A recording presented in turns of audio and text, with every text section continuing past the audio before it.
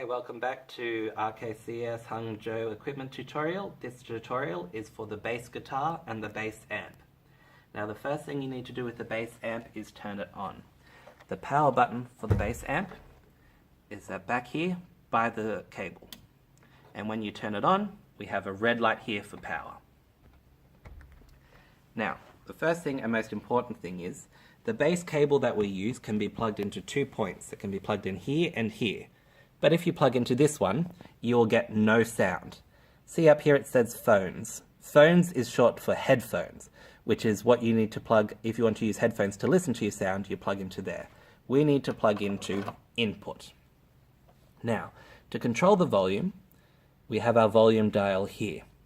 But there can be quite a few problems with the bass guitar and the bass amp in either having no volume or having a funny sound coming through. So we'll explain some of the problems with that. The first point are these three over here. These three are not volume, they're what we call signal strength, and they affect the volume.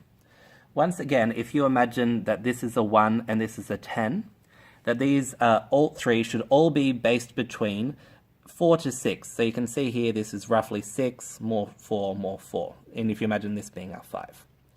Now, if you have all these working and it is still no sound coming through, the last thing you need to check is the bass itself. Now, each bass is different, but the dial closest to the strings is always volume as well. Now, as a general rule, whenever a bassist is not using their bass guitar, they should turn this down to 0.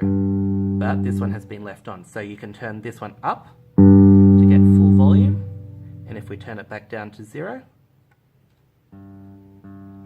then we do have a little bit of sound, but that's coming from the guitar itself and not coming through our amp.